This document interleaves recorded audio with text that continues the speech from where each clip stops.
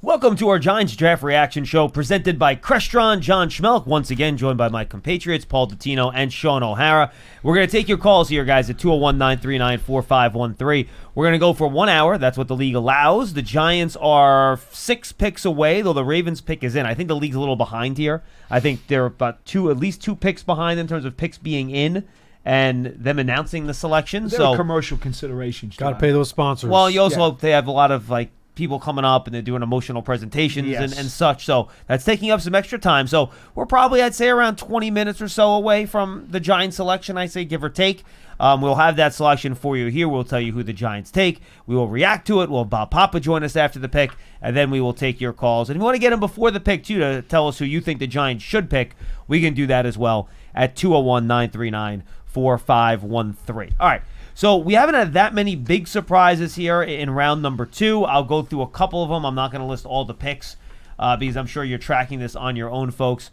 Mike Green is still on the board, the edge rusher from Marshall, who has some off-the-field legal issues from the past. But I think he's a first-round type player in terms of talent, but he's still on the board. Tyler Shook went to the Saints. Shedeur Sanders still on the board. Arante Ursary went. A couple running backs are off the board. Travion Henderson and Quinshawn Junkins. Luther Burden, Jaden Higgins, Jack Best, Trey Harris, all off the board at wide receiver. Defensive tackle, just Tyleik Williams and TJ Sanders. No one else off the board yet at that spot. Will Johnson and Benjamin Morrison, the two banged-up cornerbacks, they are off the board at that position. No safeties have gone off the board yet today.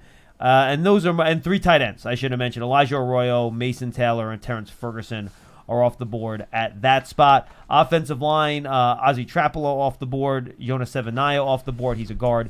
Tate Ratledge just got taken. And Anthony Belton, the offensive tackle from NC State, is off the board along with Ariante Ursary. So those are the major guys that are off the board.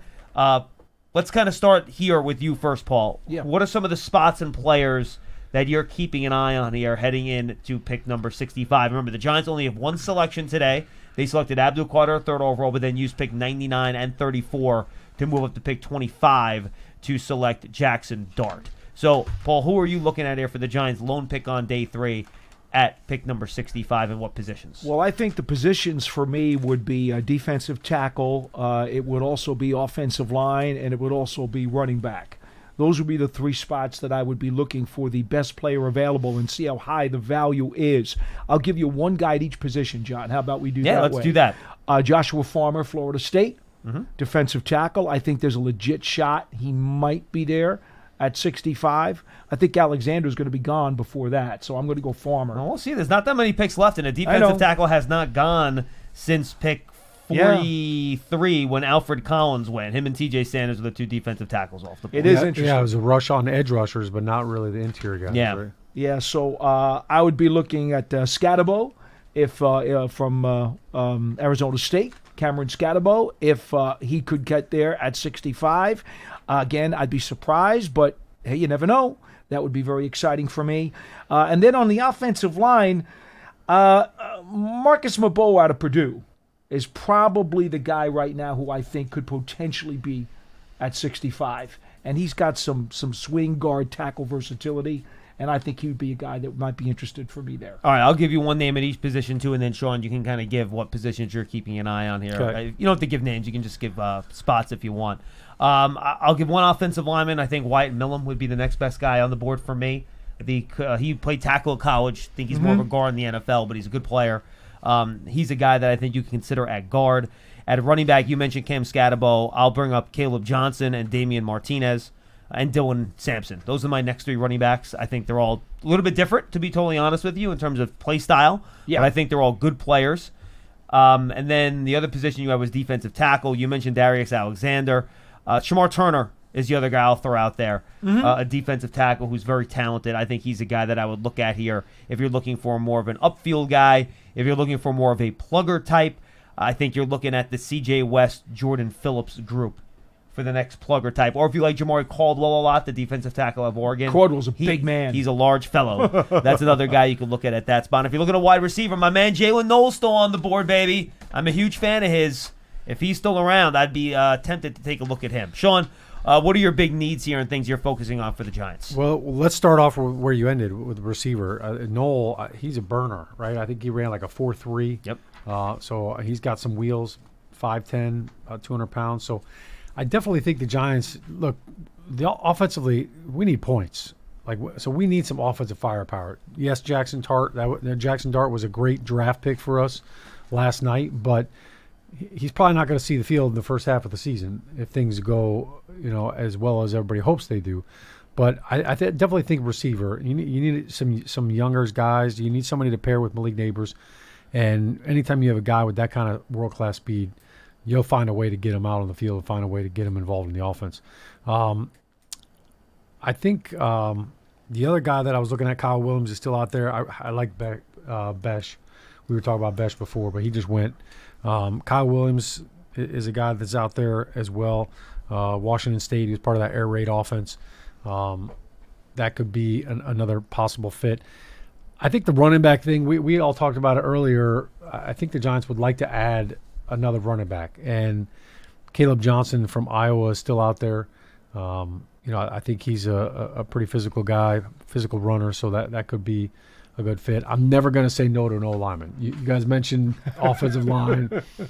I've already thrown it out a couple of times in the cafeteria over there. I'm like, hey, wow, we got a guy who can get after the quarterback. We got a quarterback. How about somebody to protect the quarterback? Your guy Tate Rowledge and Pearson's guy Tate Rowledge, both off the board, though. The mullet stash combination is no longer a potential selection here. Yeah, Tate's down. And you know what? Tate physical dude. He's a self-proclaimed dirtbag, so right out of the gate, I love him. But he was a little banged up as well. I think he was actually an extra on Eastbound and Down. Was he really? No, he wasn't. He might as well have been, though. Be right? a lot cooler if he did. I never actually watched Eastbound and Down. I just know I never actually did watch it. I think that's something you should keep to yourself. You just aired yourself out. Sean, I have a lot of stuff going on. I have many shows that I want to watch. I've seen you watch watch 3 things at once. How is that possible? No, I haven't. You're a multitasking king. I am you can find time. The problem is that I actually like to focus in on like a show. So if I'm gonna do one thing, that's what I'll do. It's great. Anyway, it's great. I heard it's a funny show. It is a good show. He annoys me a little bit though. The actor, what's his name? No, who? Kenny Powers? Yeah, he's a little annoying. Anyway, Danny McBride. You've changed. Yeah, Danny McBride. Danny McBride. Yeah, he's a little annoying. He's awesome. Not into the whole conditioning thing. Not into the whole conditioning thing. All right, back to the task. Paul, do you have any idea what we're talking about? No. I love that. You haven't watched it, Paul. It's not even on his hemisphere. No, it is not. All right. They canceled Blue Bloods. That's all I need to know. I'm a lone wolf. Blue Bloods. Wow. You're watching TV with my dad. I was literally about to say if it's not on CBS at 9 o'clock, Paul's not watching it. He literally named the show that's on CBS at 9 o'clock. That's awesome. Blue Bloods is a great show. Anyway, what were we talking about? I have great respect for officers of Is law. Tom Selleck, is he available for the draft? Oh, okay. So I have to give the last 2 picks here because, of course, the Baltimore Ravens picked the last guy with the first-round grade on by board in Mike Green. Yeah. And, he's going to go to Baltimore. He's not going to get into any trouble. He's going to be a saint, and he's not going to have any issues, and he's going to have like 18 sacks for the Ravens because that's what happens with players the Ravens draft. Yeah. And then my guy... Yeah, you like R.J. Harvey. I had a 2nd-round grade on him, and no one else really did, and I thought I was out on a limb. And then the Broncos go pick him at 60. He is fast. He's elusive. He's a lot of fun. Sean Payton is going to have a ton of fun with R.J. Harvey. What did they do with Alvin Kamara for all those years? Well, that's what they're going to do with R.J. Harvey. Yeah. Man, that is a good pick. Ugh. That annoys me. Just because it's such a good fit, and I wish. Anyway, go ahead. I forgot what we were Sean here, but we were talking okay. about offensive linemen, and we got distracted by Eastbound and Down. No, that was my fault. Miles Frazier was another guy that's out there. Yeah. I like Frazier, but I think for the next round. Yeah. I think the interesting thing with the Giants is they need a guard, and I think they also need a tackle. So, but you're only going to probably take one. I don't know if they can draft one of each. So do you get a guy that played tackle and can also play guard, or a guy that played guard and can also swing out and play tackle? Hey, Gary Clark announcing the pick for the Commanders. Excellent wide receiver from the 80s and 90s. You can make an argument he should be in the Hall of Fame, by the way, if you look at his stats. But I mean, that whole receiving crew, Yeah. right? Gary Clark, Art Bunk. it's not T.J. Sanders. What was the first name of the Ricky Sanders. Ricky Sanders. Thank you. It was Sanders. That's Trey a good pick. Amos. It's a good pick for the Commanders. That is a good player. pick. I thought he was an early second-round guy. That's a good get for them right there. All right, so that's 61. So we're We are 3 picks away. three That's picks it. We're away. getting close. Jalen Knoll still available. Caleb Johnson still available. Cam Scatabo still available. You know, there was a run on tight ends there too for a little bit. I tell you, I think if we could have got one of those tight ends too, that's good for the offense. Yeah, Harold Fannon's still on the board, but I'm not sure if that would be where the Giants would go here. He is a good move tight end. I think right now, of all the players we talked about, Darius Alexander, Jalen Knoll, and Caleb Johnson would be the guys that I have the highest on my board that are left. So I think those are interesting guys to talk about. We're going to take your calls, by the way. If you want to get in, guys, before the Giants make their pick, you can do that at 201-939-4513, 201-939-4513. I know, Sean, there was something you wanted to say, unless, Paul, you have something else on the guys left. No, before I go that's to okay. Sean. Go ahead. I saw you shuffling your papers. I wasn't sure if you were ready to I'm just shuffling. to Yeah, go somewhere. I'm sure there's some callers out there who want them to, we should, maybe take another quarterback, right? Everybody's still talking about Shador. I think the bigger question is that if I made an everyday you're shuffling reference, if Paul would know where that came from, I would say probably not. That is from like 15 years ago now, but I think it had to be for 35 years ago for Paul to know what it is. Yeah, exactly, right. And anything? No, nothing? No Nothing? idea. No idea. Okay. Well, it was worth a shot. All right, Sean, you had a point you wanted to make about the Giants' 2 draft picks yesterday, that you had a bit of a revelation on driving home last night in the wee hours of the evening that you wanted to say today. Yeah, I don't know if it's a revelation, but just there was this feeling of euphoria that as I was driving home last night, and I was just kind of channeling the Giants fans that were in MetLife last night, and as they were driving home from MetLife, I was just thinking about how many times I've driven home that same drive in the last couple of years, just kind of scratching my head, like, where are we headed? What's going on? Like a lot more questions than answered. And last night, for the first time in a long time, driving home, I started thinking about Giants fans, and I'm thinking, you know what? Like, they are so giddy right now. Like, getting Jackson Dart, getting Abdul Carter, a player on each side of the ball that could completely change the trajectory of this franchise for the next 5 to 10 years. Like, that's got to be something that's resonating with every Giants fan. When you woke up this morning, when you were driving home last night, you're talking to your friends. I mean, I'm sure you guys are all getting text messages. I can't remember the last time that the Giants, as a franchise, had this much good happen to them in one night. And I think, look, as a former NFL player, I never looked at draft picks like, man, they're going to come in and save us, or they're going to come in and now we're going to win the Super Bowl because of this guy we just drafted. And by the way, Abdul Carter maybe, but let's not put a cape on Jackson Dart, who's going to not even, as Brian Dable said yesterday, is not even going to start right away. Absolutely. Yes. I think that's where it's kind of like, all right, I'm saying this because I'm extrapolating it over the next few years. Correct. Like, that's fair. projecting it as to what this could look like, this franchise, in the next 3 to 4 years. If it works out as they envision it. And we could very well look back and say, wow, you know what, that night, the fact that they were able to get Abdul Carter and get back into the first round and get Jackson Dart completely altered the direction of the franchise. And I think that's huge. And I think that's what the draft is all about. It's all about the potential of changing your team, the potential of assembling some stud players. And I think the thing about Jackson Dart and Abdul Carter, not just their talent, not just their performance on the field, their production on the field, the quality of guys that they got. I think these two guys, they care about football first and foremost. I agree with that. They're not looking to be celebrities. They don't want to be on page 6. They're not coming here because of their social media and their brand and they're trying to grow it. They're coming here and they're all business. They can't wait to get to work. Anybody that talked to Abdul Carter throughout that process knows that he's all business.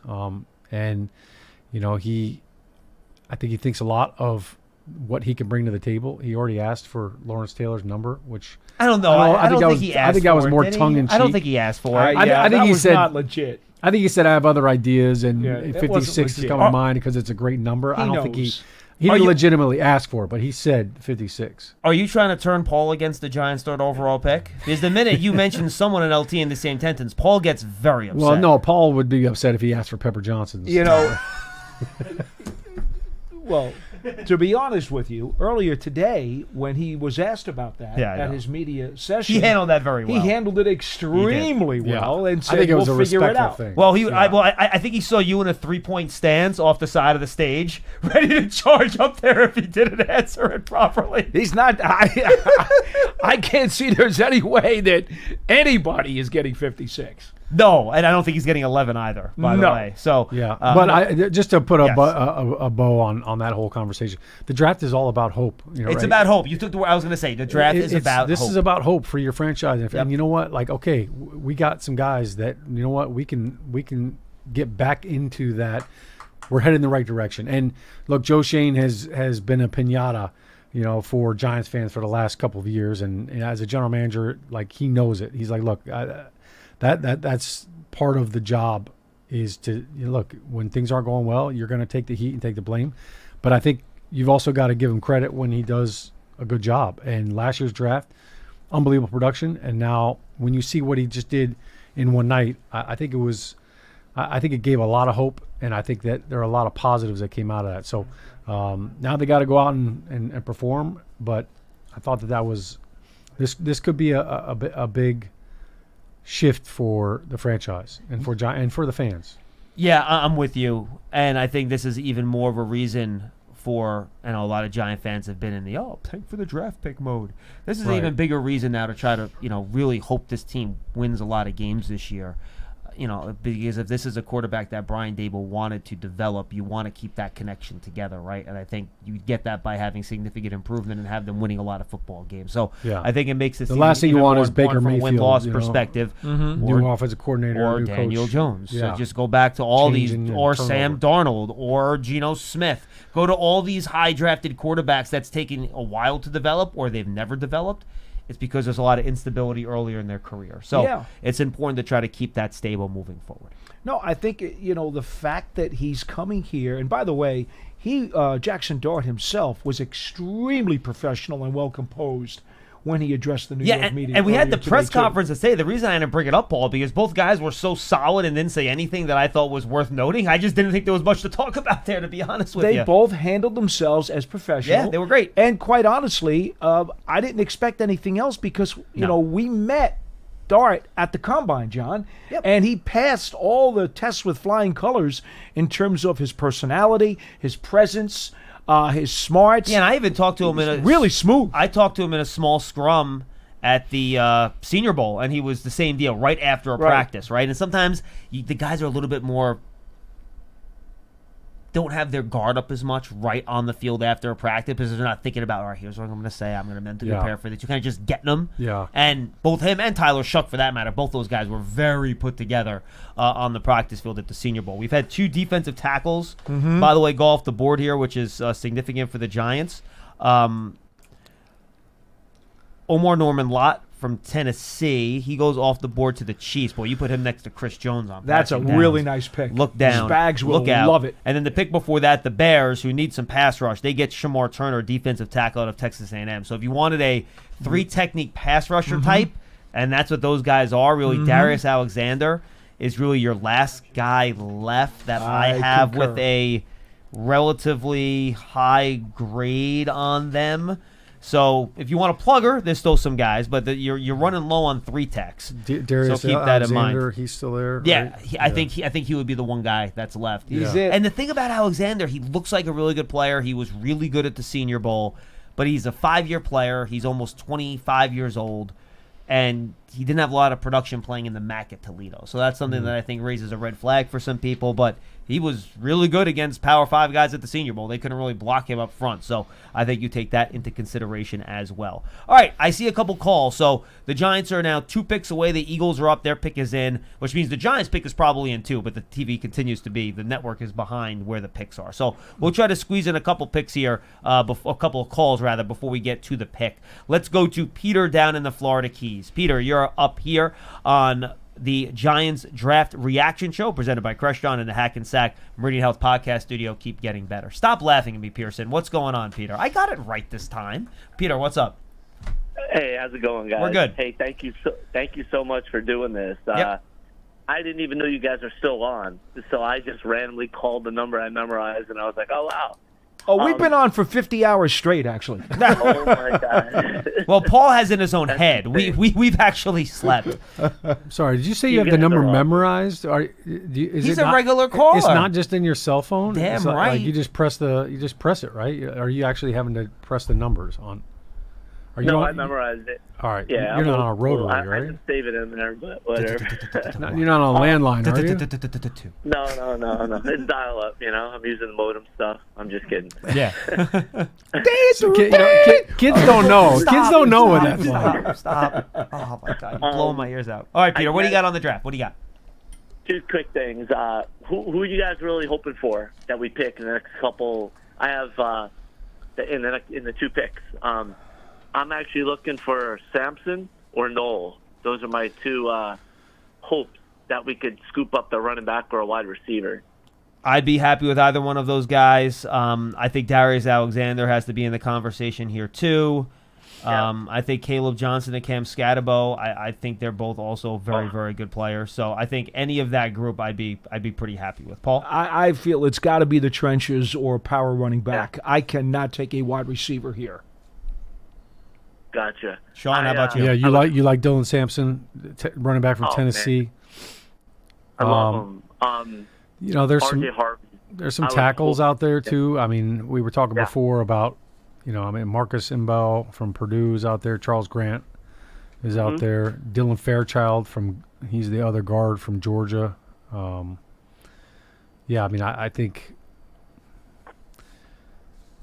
think if you get a guard or a tackle here in the third round, that could potentially be a guy that could end up starting for you for the next 4 to 5 years. I think that could be solid too.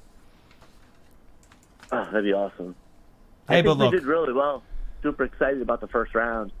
Yeah, look, I will say this. I appreciate it, Peter, and thanks a lot for the call.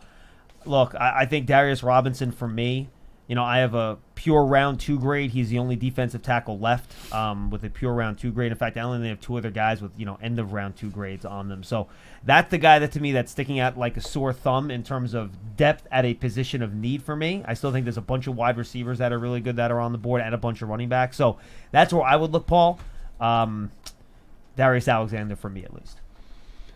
I don't think there's any doubt, there's still quality at the positions the Giants are thin at.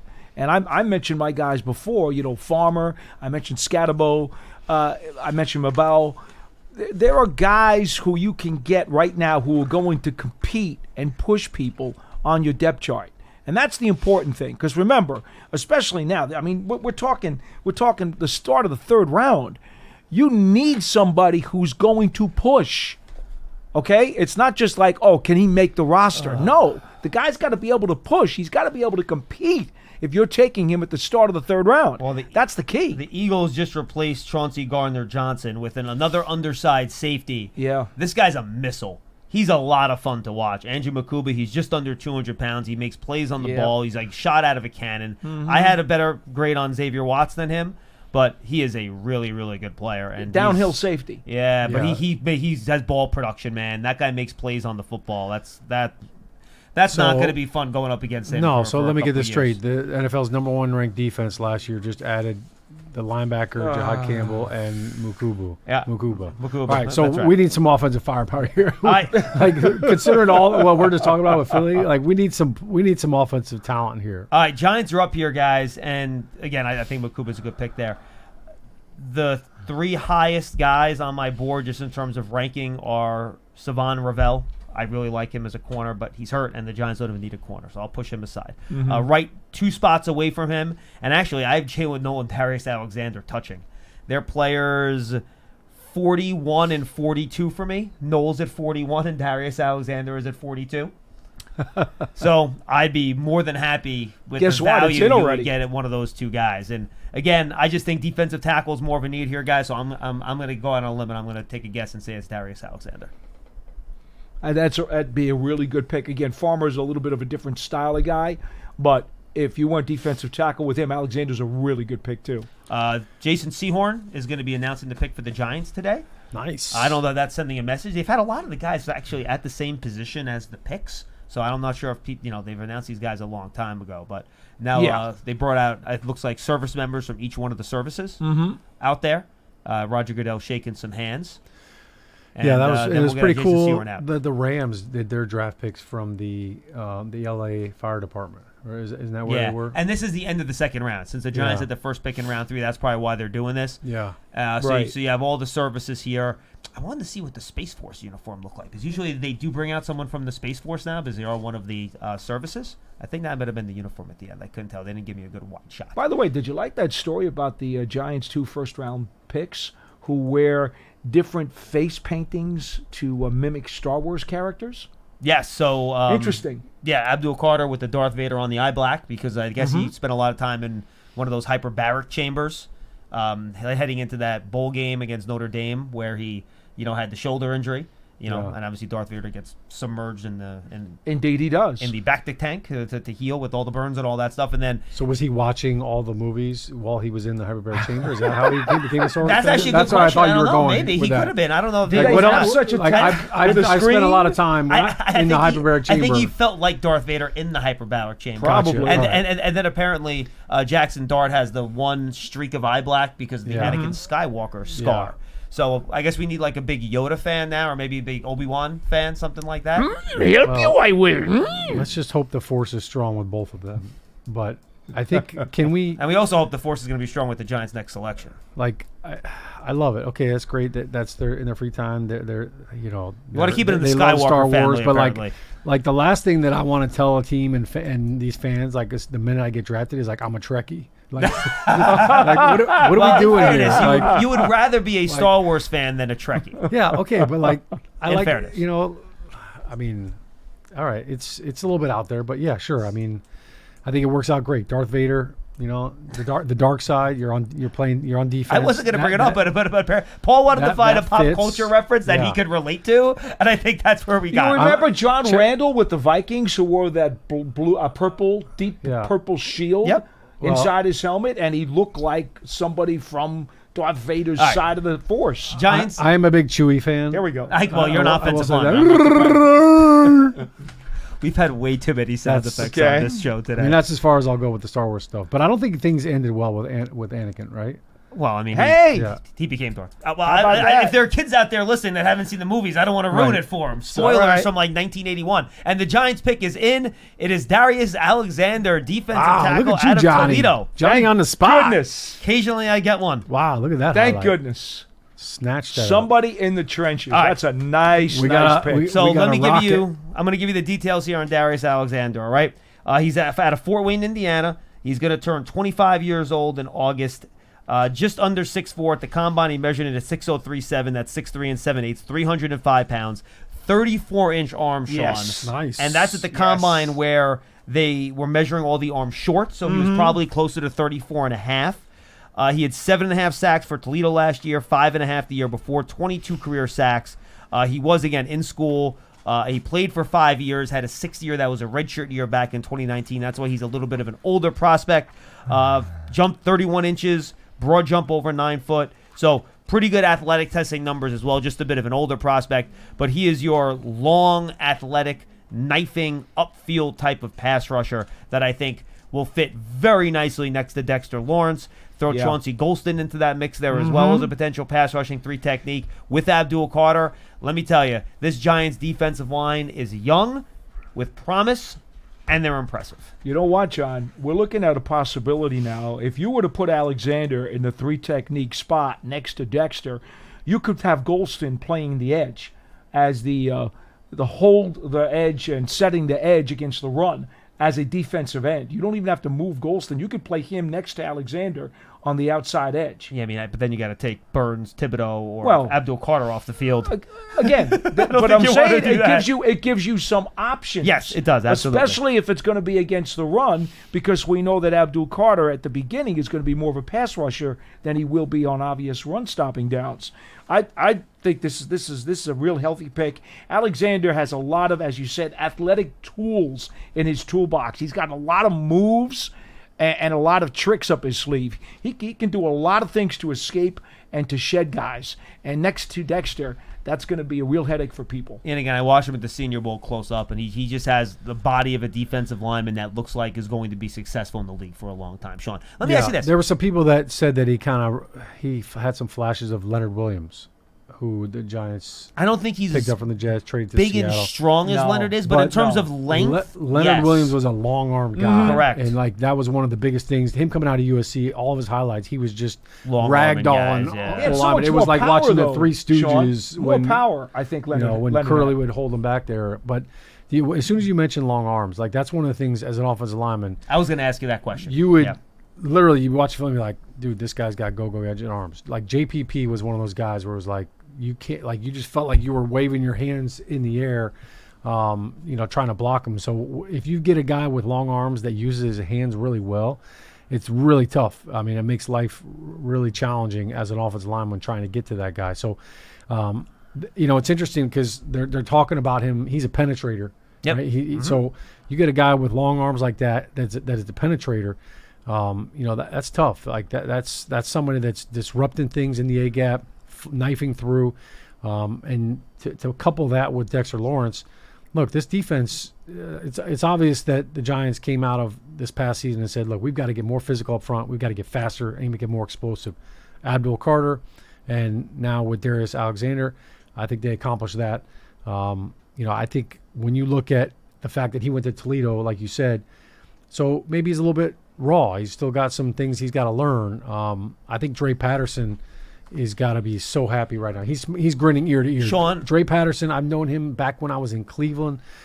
He has coached some of the best defensive linemen to have ever played in this game. And what is He is phenomenal at teaching these guys how to get better with their hands, the techniques, add some moves to their pass rush repertoire. He's a heck of a coach. So I'm sorry for jumping on you, but the one thing that, and he's told this to me, that Andre Patterson values is length. He likes You can't players coach that that. are long. He talked about that with Dexter Lawrence. I was talking to the other day. Roy Robertson Harris, the other defensive tackle they brought in, he's got 35-inch arms. Yeah. He was excited about him as a player. So, he's a guy that I think can play really well. one of the things I noticed about Brian Burns the first time I saw him too, super long arms. Yep. Like he Same could tie thing. his shoes standing straight up. All right, so I'm gonna. This was my summary on Darius Alexander. Then we're gonna bring in Bob Papa here. These are my notes. Strong, long, athletic defensive tackle from a small school that flashed dominance on tape but lacked dominant production.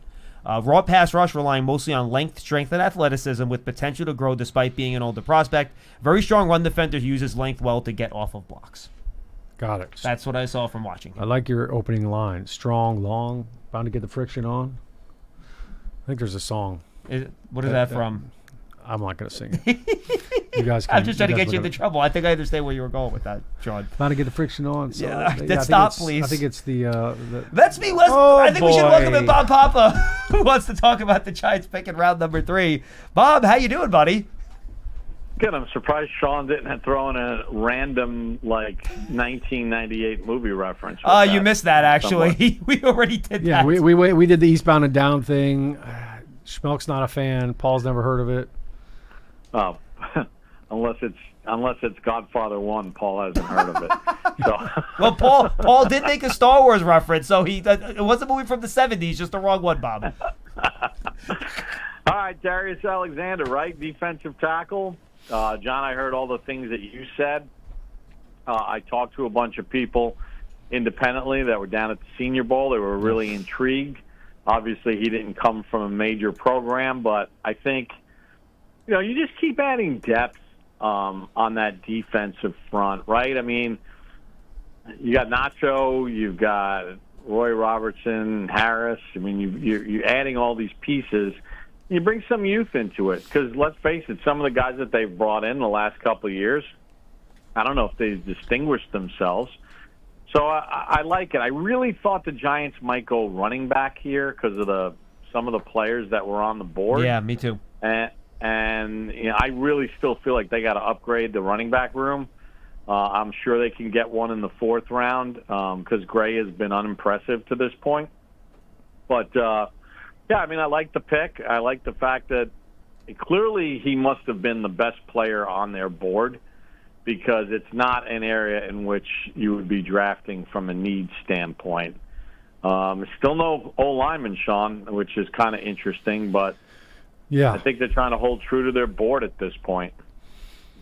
Yeah, and look, I mean, there was definitely a couple of tackles that I'm sure that they were kind of looking at, but again, like you said, they're going based on the grade, and you know what? Maybe they had a late 3rd round. I mean, it's one thing to have a 3rd round pick on a guy. This was the first pick of the 3rd round, so like essentially, it's if you had a 2nd round grade on a guy, that's who you're going to take. You ideally want to pick a 2nd round grade with the first pick of the 3rd round. If you have a 3rd round grade on somebody, you want to take him late in the 3rd round. Now you feel like, all right, you're getting somebody that with better value, or even in the 4th, top of the 4th. Yeah, well, I was thinking of the Wellington Mara story that we told last night. I mean, Lance Zierlein from NFL.com and numerous others have a 2nd round grade on this guy. So, they might have been debating over people in the 3rd round, and, someone might have stood in front of the electronic board and said, well, wait a second. We got a 2nd round grade on this guy. So they took him. Again, I don't have a problem drafting when you have a position of strength.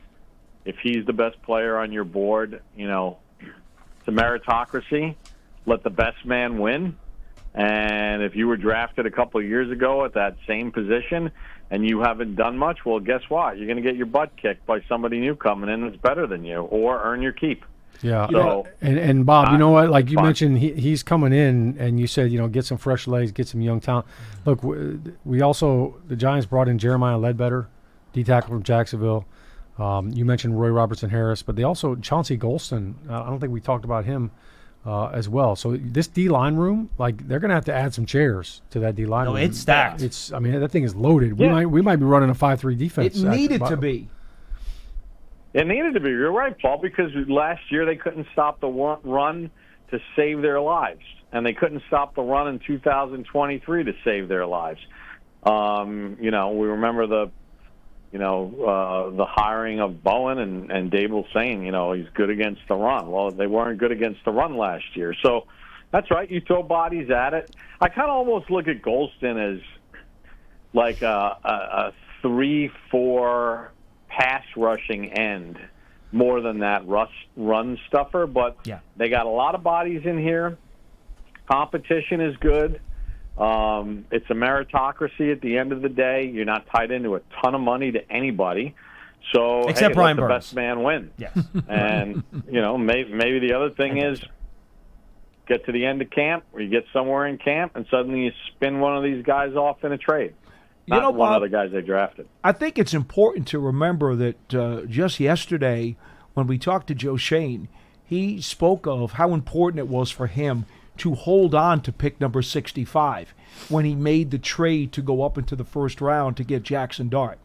He said the 65 was incredibly important to him. He wasn't moving that pick. He moved the 99 instead in that deal. Probably cost him that 3rd rounder next year.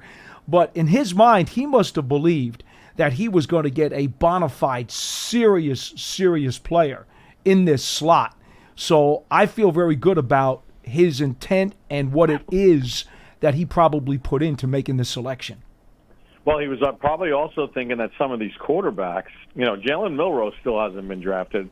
While everybody's on Shador watch, which, the NFL has now spoken, all 32 teams have spoken twice. Yep. And, it's not, people are like, just think about the Giants fans that were calling in to BBK and on my podcast and on my Sirius XM NFL radio show that were talking about tanking for Shador, and the Giants might have blown it by winning an extra game, and now they can't get Shador.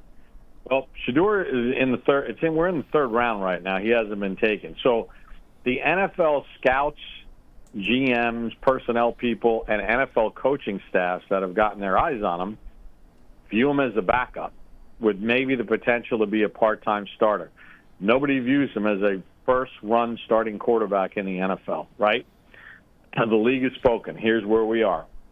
So I think, when you take a look at all of this, and Paul, you talked about not wanting to surrender that first pick of the third round, guys get pushed down the board when quarterbacks go. Then teams have some people off their board that others don't.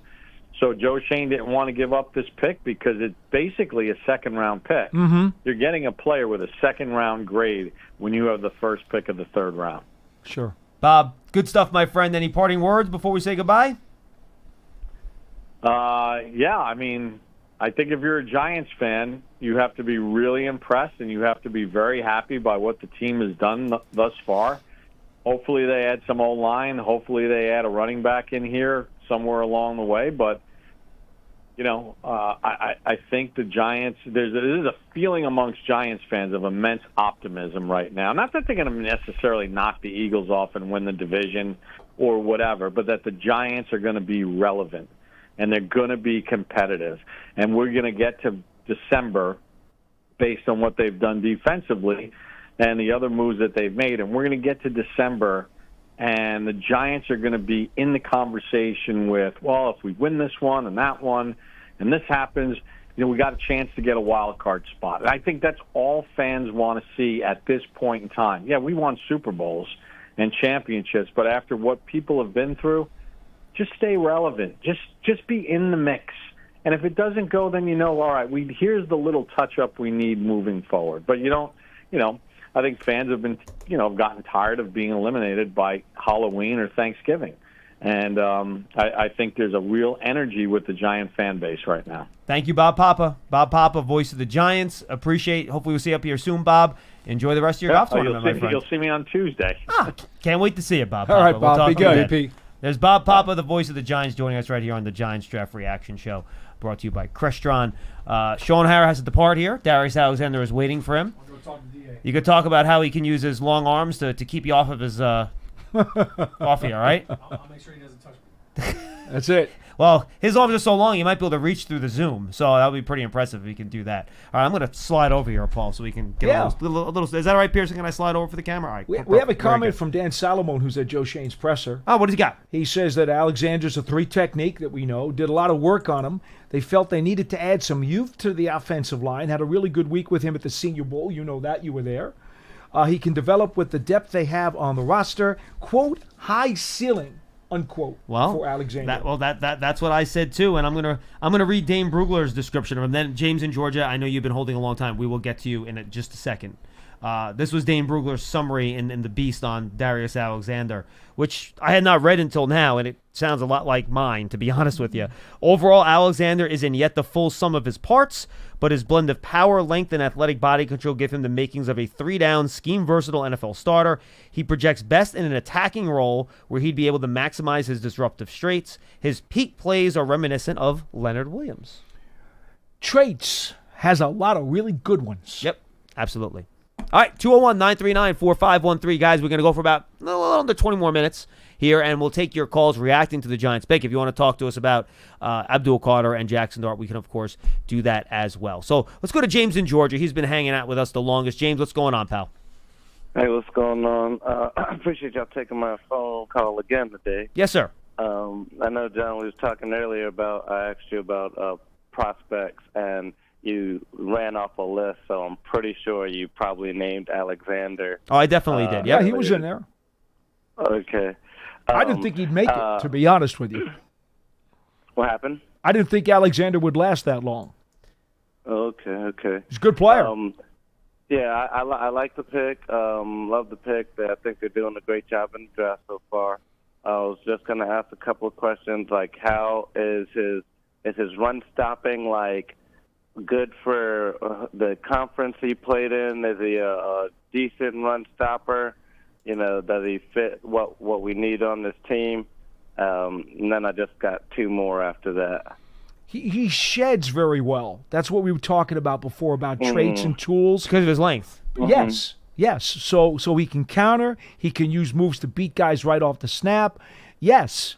Absolutely. Now, he's So more of he's a not three like technique. He's a penetrator. All right, he's going to come off the ball, and he's not going to anchor and just plug a gap. That's not what he does. He attacks. He's a downhill guy. He's not like a snacks run stuff. No. No. Think more Leonard Williams. Yeah. Yeah. Okay. So this is the second year our coaches coached in the All-Star games, and I'm not sure if one of our coaches, because I know we sent a lot of offensive guys, actually got hands-on with Alexander. In that Andre game Patterson but was not down there, so we did not have anyone down Yeah. there with him. I don't No, recall. nor was Brian Cox okay. either. No. But that's been all the guys that we've been drafting, like I said, especially last 2 years that we've got a lot of exposure to. They've been working out so far. Well, that's the that went idea. to the The All-Star league games, does that you know? on purpose, right? They go to the Yeah. teams that had a difficult season, and they say, okay, let's get some of these guys on the staffs of these All-Star games. They want to try to give them at least some flavor and taste of those prospects so they can have a better chance of trying to get better players to improve the parity and the balance of the league. And the mediocrity, right? Well, James, I'm going to let you say that tonight. I'm trying to be nice. Okay? Right. So, I just got two more things because Shaun was just talking about like the front we would start to run or we could run with packages. So I'm gonna ask both of mine and then get off. A 5-2-4. What would that look like? Who would you put in there? And would it actually? I know it would probably work, but how would you make it work? And at this point, going back to Bob's point, and I know a lot of us have called in the past before, and we were on board with taking 2 shots at quarterback. Now, this was before we signed 2 in the offseason. A lot of people were calling about, I know I was one who would take 2 swings at quarterback in this draft, and I would take a swing at Shedeur on the 4th because you're not losing anything at that point. If he falls that far, and James, there isn't any room for him on the roster. Well, I mean, you'd have to cut Tommy. You'd have to let Tommy DeVito go. Well, not just Tommy. You'd have to let Jameis Winston go. To bring in a 4. Well, because then you can't have 4. That's not going to work. The door on the what's it called? The practice squad. No, He's gonna get scooped quick. Correct. So yeah, I'm not. James, appreciate the call. Yeah, I don't think that's going to work. So I looked it up, by the way. So, Joel Thomas, who was the Giants' running back coach, now he went back to the Saints since then. He was the offensive coordinator for Jackson Dart at the Senior Bowl. So I do wonder if the Giants, if he still talked to the Giants about that and whether or not he got some good feedback to them on Dart in terms of what he did at the Senior Bowl. Shane Bowen coached the national team. I'm going to check which team Darius Alexander was on. The only thing I was going to say about Yes. Dart is with all of the multiple connections the Giants had, I don't know how much more information they needed about him, but I think it's still a good point. Yeah, so Alexander was on Bowen's team at the Senior Bowl. He was. So Bowen was. He was the head coach, not the defensive coordinator, obviously. But okay. That's someone you can keep your eye on there as someone that he was exposed to while he was down there. Look, if you're at practice, you can still see practice habits, Correct. even if it's not necessarily a position coach. Oh, absolutely. You still know what's going on. And I'm sure he got reports from the guys sure that he were did. working on him. So good point that you brought up. Yeah, very good point, James. Appreciate the call. 201-939-4513. I do have one YouTube question if you guys. Oh, yeah, what do you got, They're Pearson, just please? asking what this means for Chapman, if this moves him down the depth chart, if he's a rotational guy. Ooh, that's a good question. That's a good question. I think he's got to fight for a job. It's competition. That's what it is for Oh, him. and I'm sorry, Paul. I'm an idiot. Shane Bowen was one of the head coaches at Shrine this year. Okay, I Kafka forgot. was the head coach at Senior Bowl. I had those two Okay. reversed. Yeah, Senior Bowl's the national team head coach was Mike Kafka. So, again, not on the defensive side, but he was there on the same roster Somebody as in the Darius building Alexander. who was Part of it. present. Yes. That's the best Correct. way to go about it. Correct. I forgot. I'm so fried right now. No, with I the know. last 3 months that we've done. Well, I remember who was there. I just didn't remember who was Yeah. on what team. And I don't have the notes in front of me. So. As far as Chapman, it's competition. It's just that simple. It's competition. Whoever was on this roster, especially if you were not a starter, okay, especially those guys, you've got to fight now. You've got to really fight for your job come August. And there's nothing wrong with that, because may the best man win. That's how you get better. You have multiple competitions at multiple positions, and every guy who wins is supposed to make that position better. Nothing wrong with that, John.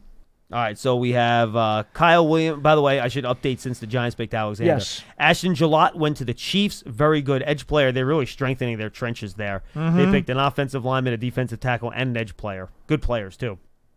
Browns took tight end Harold Fannin Jr. Not sure how that works with Njoku up Yeah, there. that's really interesting. But maybe they're going to go to a lot of 12 personnel. I guess they could do suppose. that. Darian Porter. Al Davis selecting guys with great testing. Very Raiders type of pick there.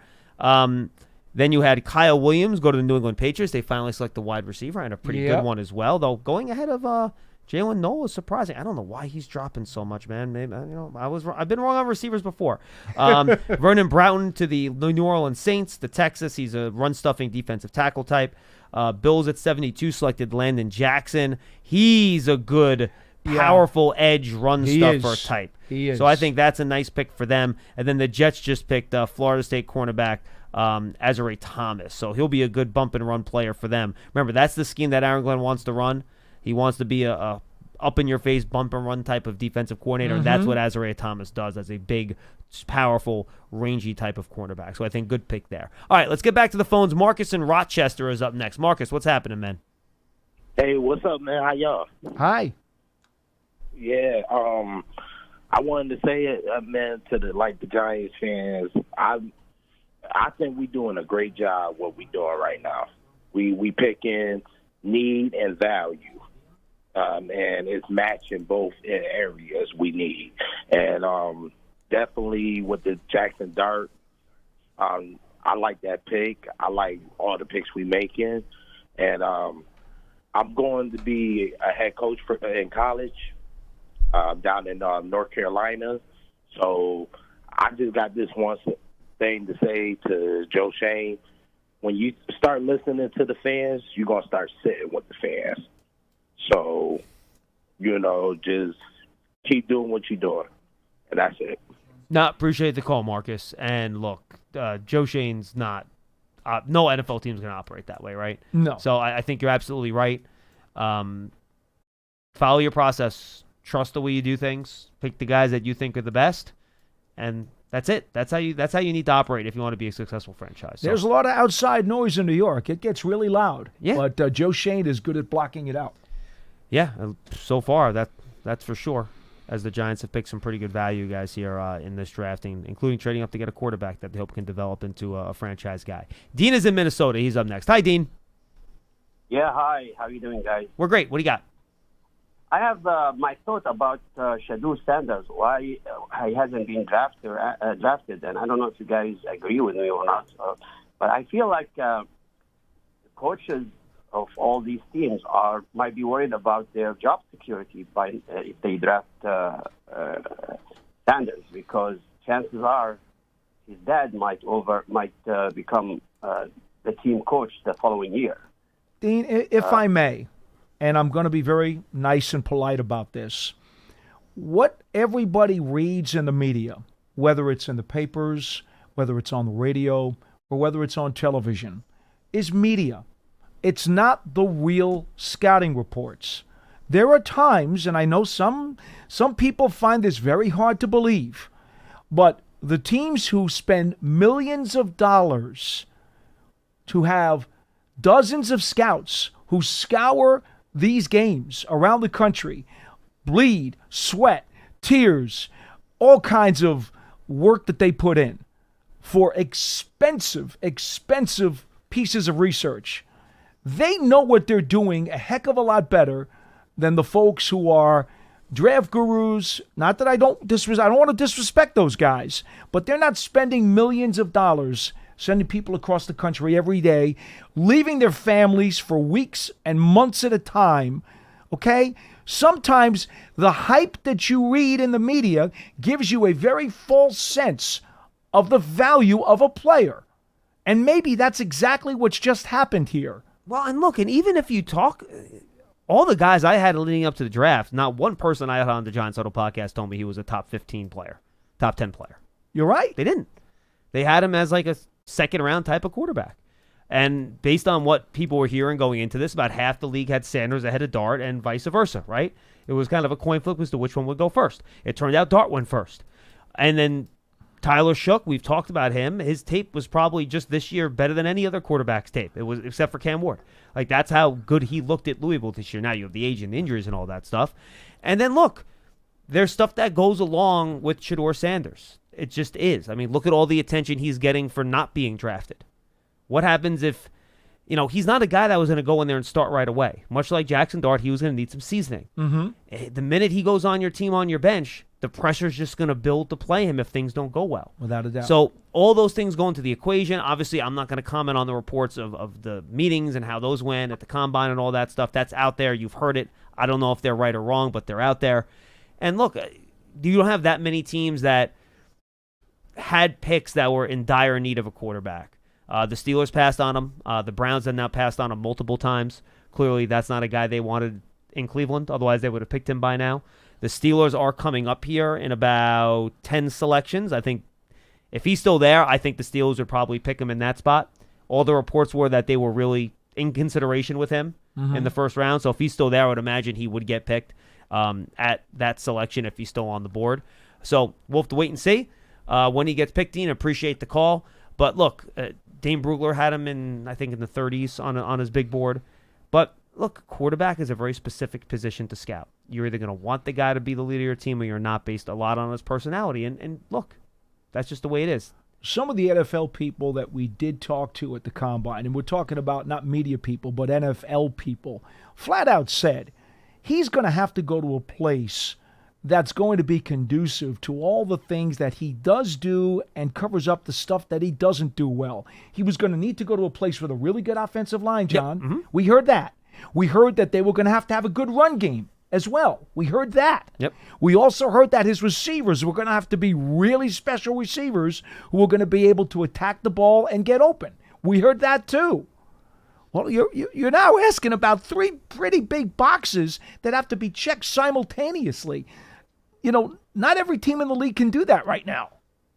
Don't disagree. 201-939-4513. 201-939-4513. Let's wrap things up. Our final call of the show. Oh, it's Len in Columbia, Maryland. Len, what's going on, pal? Hey, how you doing, guys? You must have been happy with Mr. Alexander, Len. How about that? You know what, John? Once Williams went at the end of the first round, I thought to myself, well, we just pick Alexander at 34, and then, of course, we made the trade.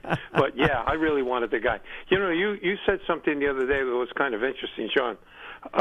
You said you thought we might play a more traditional 3-4, at least on first and second down.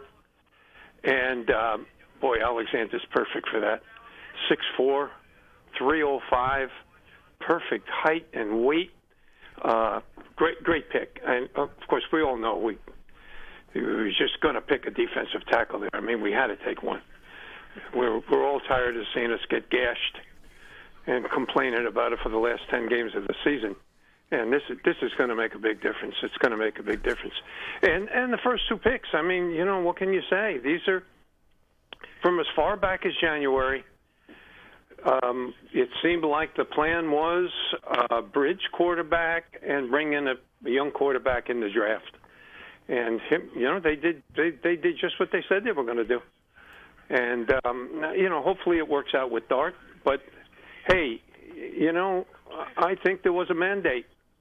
I can't prove this, obviously, but I think there was a mandate. They had to get a quarterback. They had to pick a quarterback.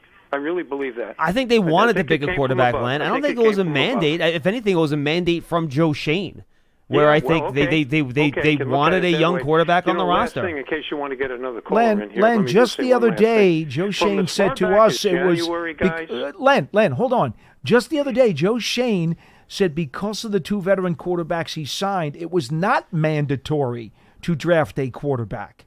He flat out told you right to your face. Yeah, okay, Paul. Okay. He did. I got the sense, Paul, they wanted to pick a quarterback. I think they I hear you. wanted to, but when I he just says think- it wasn't mandatory, there's a difference between want to and mandatory. Well, no, they weren't Okay. going to pick a quarterback Okay. they didn't like just All for right. the sake of picking. I just think as far back as January, the plan was you got to take a quarterback. You got to pick a quarterback. Well, they got one, so who cares Yeah, what they the got plan one. was in Yeah, January? yeah, They got it's one. going They got three, it's actually. Going to according to what I thought the plan was. I'm with that. One last thing. From as far back as January, I don't know, maybe this is obvious, but as far back as January, I felt like there was a sense of urgency for the first time. Wow. All the way back to the first draft they handled in 22. I just felt this year, again, this may be obvious, but I just felt there was an urgency there from the guys they were picking up during the season. I mean, it's been a great offseason, terrific offseason. We're right up to this draft, doing exactly what they said they were going to do, and just there was an urgency there to get it done. I like that. Go Giants. Thanks for taking my call, guys. Thanks, Len. Thank you. Appreciate the call. And I'm sure if you guys were watching, you saw my little pen flip there. Let them know, John, because Jerry Jones is doing a dance on the TV just a second Well, ago. he should be. I know. And and just folks, I said it when the Giants got the pick. Paul, who did I say was my highest graded player left on my board when the Giants came to pick? Ravel, the South Carolina, East Carolina cornerback. Well, guess who the Cowboys just took at pick number 76? Come on! Speak of the devil. Come on! Oh man, jeez. All right, That's we good have value to for wrap. them That is right very there. good value for them right there. Which Yep. is I think the Eagles and the Commanders and the Cowboys have all done very well in this draft, and that does not make me happy. Well, the whole division is. Yeah, I know. I think improved. and the Giants I think have done really well too. By the way, but just I'd rather have them do poorly and the Giants do doubt. well. But No doubt. it is what it is. All right, folks, we'll be back with you tomorrow. I think the plan is 11:30. Pearson, we're gonna come on. We'll take some calls before the pick. We'll get your reaction to what's happened so far. Come in, join us. It'll be fun. Don't worry about the one call a week rule. You can come in, call. We could have longer conversations. We're going to make an attempt to stay on to the 5th round pick. I don't know if we're going to make it, guys, but we will try. But we'll at least stay on for an hour at the very least until 1 o'clock. So we're going to go at least until 1 as long as we keep getting your calls. We're going to need them in order to do the show. So we would appreciate it if you join us.